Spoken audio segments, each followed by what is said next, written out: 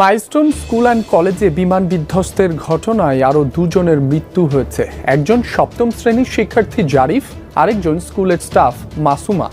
সকাল ৯টার পর জাতীয় বার্ন ইনস্টিটিউটের চিকিৎসক জারিফকে মৃত ঘোষণা করেন। মাইলস্টোন স্কুল অ্যান্ড কলেজে প্রশিক্ষণ যুদ্ধ বিমান বিধ্বস্ত হয়ে ক্ষতিগ্রস্তদের জন্য প্রধান উপদেষ্টার ত্রাণ ও কল্যাণ তহবিলে সাহায্য পাঠানো যাবে, এমনই একটি পোস্ট দেওয়া হয় অন্তর্বর্তীকালীন সরকারের প্রধান উপদেষ্টার অফিসিয়াল ফেসবুক পেজ থেকে। পোস্ট দেওয়ার পর থেকেই সমালোচনার ঝড় ওঠে সামাজিক যোগাযোগ মাধ্যমে।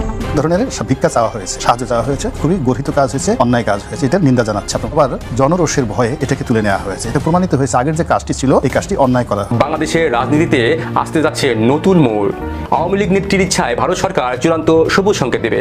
খুব গোপনীয়ভাবে শেখ হাসিনার সঙ্গে আওয়ামী লীগের কয়েকজন নেতার বৈঠক হবে বলে ভারতীয় গণমাধ্যম দাবি করেছে। শেখ হাসিনা দেশের 1 বছরের মাথায় প্রথমবারের মতো দলটির কয়েকজন শীর্ষ নেতার সঙ্গে মুখোমুখি বৈঠক করতে যাচ্ছেন। 26শে জুলাই দিল্লিতে শেখ হাসিনা বাংলোতে এই বৈঠক হতে পারে বলে ভারতের একাধিক সূত্র নিশ্চিত করেছে। ব্যাগ গোছাচ্ছে হাসিনা এবং ইউনুস। শেখ হাসিনা ব্যাগ গোছাচ্ছেন অন্য কারণে, আর মোহাম্মদ ইউনুস ব্যাগ গোছাচ্ছেন অন্য কারণে। যমুনায় মোহাম্মদ ইউনুসকে একেবারে নজরবন্দি করে রাখা হয়েছে। আওয়ামী লীগের যে বঙ্গবন্ধু কেন্দ্রীয় কার্যালয়, কিন্তু গত বুধবার দেখা গেছে এই ভবনটাকে পরিষ্কার পরিচ্ছন্ন করা হচ্ছে। এরা কারা? এই ভূমিপর সংগ্রহ করতে গেল যদি কখনো আওয়ামী লীগ ফেরত আসে, এই গ্রামীণ ব্যাংক সারা দেশের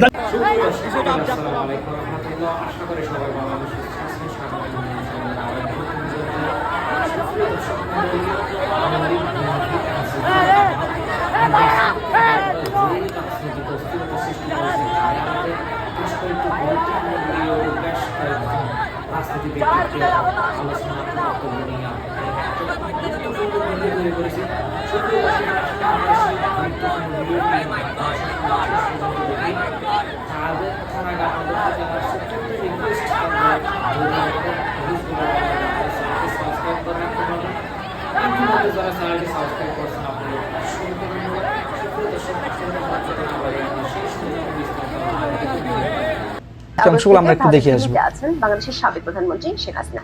নিরাপত্তার স্বার্থে ভারত সরকার তার অবস্থান সম্পর্কে কোনো তথ্য প্রকাশ করেনি, এমনকি তার সাথে পরিবারের 2-1 সদস্য ছাড়া অন্য কারো সাক্ষাৎও করতেনি। কিন্তু সম্প্রতি ভারত সরকার বাংলাদেশ আওয়ামী লীগ সভানেত্রী শেখ হাসিনার সাথে দলটির কয়েকজন নেতার সাক্ষাতের অনুমতি দিয়েছে। ফলে শেখ হাসিনা দেশের 1 বছরের মাথায় প্রথমবারের মতো দলটির কয়েকজন শীর্ষ নেতার সঙ্গে মুখোমুখি বৈঠক করতে যাচ্ছেন। 26শে জুলাই দিল্লিতে শেখ হাসিনা বাংলোতে এই বৈঠক হতে পারে বলে ভারতের একাধিক সূত্র নিশ্চিত করেছে।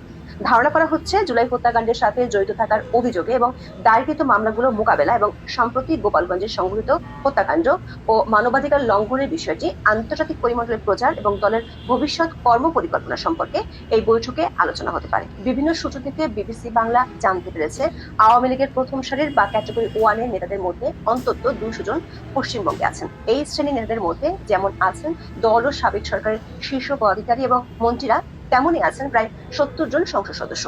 সূত্রগুলো বলছে, বাংলাদেশের হিন্দু সম্প্রদায় আওয়ামী লীগ নেতাকর্মীদের উপর নির্যাতন, বিশেষ করে গোপালগঞ্জের সংগঠিত হত্যাকাণ্ডের বিষয়টি আন্তর্জাতিক পরিমণ্ডলে ভালোভাবে প্রচার করতে চায় আওয়ামী লীগ। গোপালগঞ্জে সরকার সমর্থক কিংস পার্টি এনসিপি সমাবেশকে ঘিরে আইন শৃঙ্খলা বাহিনীর সদস্যরা বিক্ষোভকারীদের উপর গুলি চালিয়েছিল। ওই ঘটনায় 5 জন মারা যায়। বাংলাদেশের মানবাধিকার সংস্থা আইন ও সালিশ কেন্দ্র তাদের প্রাথমিক অনুসন্ধানে গোপালগঞ্জে গুরুতর মানবাধিকার লঙ্ঘনের প্রমাণ পেয়েছে। এ নিয়ে গণমাধ্যমে খবরও প্রকাশিত হয়েছে। আওয়ামী লীগের পক্ষ থেকে এই বিষয়টিকে কেন্দ্র করে আন্তর্জাতিক পরিমণ্ডলে বাংলাদেশের অন্তর্বর্তী সরকারের বিরুদ্ধে শক্ত জনমত গড়ে তুলতে চায়। সেটি নিয়ে দলের নেতাদের দিক নির্দেশনা দিতে পারেন বাংলাদেশের আদালতে অভিযুক্ত সাবেক প্রধানমন্ত্রী শেখ হাসিনা। তবে আওয়ামী লীগ নেতাদের পক্ষ থেকে ভিন্ন নামে গোপালগঞ্জের ইস্যুটিকে নিয়ে দিল্লিতে একটি সংবাদ সম্মেলনের আয়োজন করা হয়েছিল, কিন্তু ভারত সরকার আপত্তিতে শেষ পর্যন্ত ওই সংবাদ সম্মেলনটি বাতিল করা হয়। ব্যাগ গোছাচ্ছে হাসিনা এবং ইউনুস। শেখ হাসিনা ব্যাগ গোছাচ্ছেন অন্য কারণে, আর মোহাম্মদ ইউনুস ব্যাগ গোছাচ্ছেন অন্য কারণে। কারণের মধ্যে মিলও আছে। দুজনেই ছেড়ে যেতে চাইছেন এই মুহূর্তে যেই জায়গায় আছে সেই জায়গাটি, কিন্তু আলটিমেটলি ডেস্টিনেশনটা ঠিক উল্টো। একজন দেশ ছেড়ে বিদেশে, অন্যজন বিদেশ ছেড়ে দেশে। শেখ হাসিনা এই মুহূর্তে অনেক শান্ত এবং অনেক ঠান্ডা মাথায় কাজ করছেন। উনি বুঝে গেছেন কি করতে হবে, অনেকটা বোঝেননি।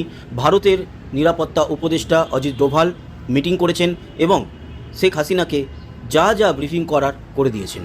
অন্যদিকে বাংলাদেশের এই মুহূর্তের পরিস্থিতি, তাতে মোহাম্মদ ইউনুস পালাতেও পারছেন না। শেখ হাসিনা যখন খুশি যেতেই পারেন, ভারতে রয়েছেন, সেখান থেকে উনি যদি মনে করেন ভারত তো আটকাবে না, তার জীবন বাঁচিয়েছে, তিনি যদি মনে করেন যে বাংলাদেশে এই মুহূর্তে যাবেন, যেতেই পারেন। কিন্তু যদি কিছু ঘটে যায় তাহলে বদনাম ভারতের উপরেও আসবে। সারা বিদেশি মিডিয়াগুলো ভারতকেই বলবে, আপনারা যখন জানতেন যে খারাপ ঘটনা ঘটতে পারে কেন ওনাকে পাঠালেন দেশে। তাই ভারত চিন্তাভাবনা করেই পাঠাবে। কিন্তু চিন্তাভাবনা করে মোহাম্মদ ইউনূস আসেও নি আর যেতেও পারবে না। তার কারণ এই মুহূর্তে যমুনায় মোহাম্মদ ইউনূস বন্দী। ওনার যে ডালপালা সমস্ত কিছু ছেটে নেওয়া হয়েছে। আর এই মুহূর্তে বাংলাদেশ কে চালাচ্ছে জানেন? জামায়াতরা। যমুনায় মোহাম্মদ ইউনূসকে একেবারে নজরবন্দি করে রাখা হয়েছে, এটা খবর, আর অথেন্টিক খবর।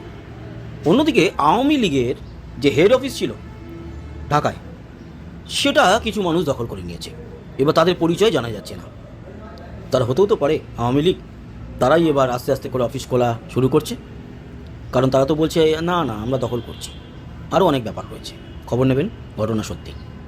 একটি সংগঠনের নাম বলি, দেখুন তো এই সংগঠনটা সম্পর্কে আপনার কোনো ধারণা আছে কিনা। সংগঠনের নাম হলো আন্তর্জাতিক ফ্যাসিজম ও গণহত্যা গবেষণা ইনস্টিটিউট। কিন্তু কখনো এই ধরনের সংগঠনের নাম শুনেছেন? এই ধরনের ইনস্টিটিউশনের নাম শুনেছেন? আমি আজকে যে ঘটনাটা নিয়ে আলোচনা করব, এই ঘটনার উদ্ভব হওয়ার আগ পর্যন্ত আমিও তখন শুনিনি।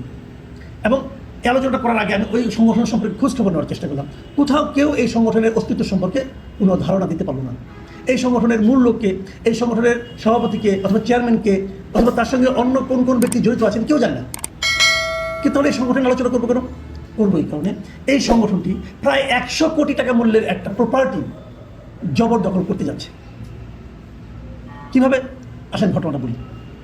বুধবার দিন একদম বঙ্গবন্ধু এভিনিউ, গুলিস্তানের আওয়ামী লীগের যে বঙ্গবন্ধু এভিনিউতে কেন্দ্রীয় কার্যালয়, যেটাকে আমরা 23 বঙ্গবন্ধু এভিনিউ নামে সবাই চিনতাম, এই ভবনটাকে পরিষ্কার পরিচ্ছন্ন করা হচ্ছে। কিছু লোক ভবনটাকে অলরেডি তারা 2 তলা পর্যন্ত পরিষ্কার করে ফেলেছে, 3 তলা পরিষ্কার পরিচ্ছন্ন। বুধবার বৃহস্পতিবার বিভিন্ন পত্রপত্রিকা রিপোর্টার গিয়েছেন এখানে খোঁজখবর নেওয়ার জন্য, কারা করছেন। কিন্তু তারা কোনো সন্ধান করতে পারেনি। এই আন্তর্জাতিক ফ্যাসিজম ও গণহত্যা গবেষণা ইনস্টিটিউট এই নামে একটা ব্যানার তারা ভবনের সামনে টাঙিয়ে দিয়েছেন। তারা এই কাজটা করছেন বলে বোঝা গেল। ভবনের সামনে কয়েকজন লোক প্লাস্টিকের চেয়ার নিয়ে 10-12 জন লোক বসেছিলেন। তারা হলো মাত্র তাদেরকে কেউ বাধা দিতে না আসে, এই জন্য 10-12 জন তাদেরকে ঠেকাবে এবং বলবে। আর ভেতরে অন্য 20 জন লোক পরিষ্কার পরিচ্ছন্নতার কাজ করছে। পরিষ্কার পরিচ্ছন্নতার কাজ করে ঠিক আছে, এটা নিয়ে আমার আপত্তি নেই। পরিষ্কার পরিচ্ছন্ন যদি মলমূত্র থাকে, যদি আশেপাশে লোকের সমস্যা হয়, সেটা করতে পারে। কিন্তু সেটা কোনো দায়িত্বটা কার? এটা দায়িত্বটা কার? দায়িত্ব হলো ভবনের যিনি মালিক উনি করবেন। যদি ভবনের মালিক না করেন, যদি সেখানকার এই দুর্গন্ধের কারণে আশেপাশের লোকের সমস্যা হয়, তাহলে সরকার করবে, অথবা এই আশেপাশের লোক মিলে একটা কমিটি করে এটা পরিষ্কার করবে। একটা সিস্টেম তো থাকবে। এরা কারা? এই ভুইফোর সংগঠন করতে গেল এই সব ওদেরকে সামনে যে 10-12 জন ছিল তাদেরকে জিজ্ঞাসা করা হয়েছিল যে ভাই আপনারা কারা, আপনাদের সংগঠনের নেতা কারা? তারা তাও বলতে পারেনি। তাহলে তারা কী করবে? কেন করবে? প্রথম আলোর রিপোর্ট আমি দেখলাম, প্রথম আলো থেকে জিজ্ঞাসা করেছিল আপনারা এটাতে কী করবেন, কী করতে চান আসলে। তখন তারা বলেছিল যে পুরো ভবনটি পরিষ্কার পরিচ্ছন্ন করার পর বৈষম্য বিরোধী ছাত্র আন্দোলনে যারা যুক্ত ছিলেন তাদের হাতে তুলে দেওয়া হবে। কেন? বৈষম্য বিরোধী ছাত্র আন্দোলনে যারা জড়িত ছিলেন তাদের হাতে এটা তুলে দেওয়ার আপনি কে? আপনি কি এটা ওনার? এটা আপনি কিনেছেন? এটা তো একটা প্রপার্টি, একটা সম্পত্তি।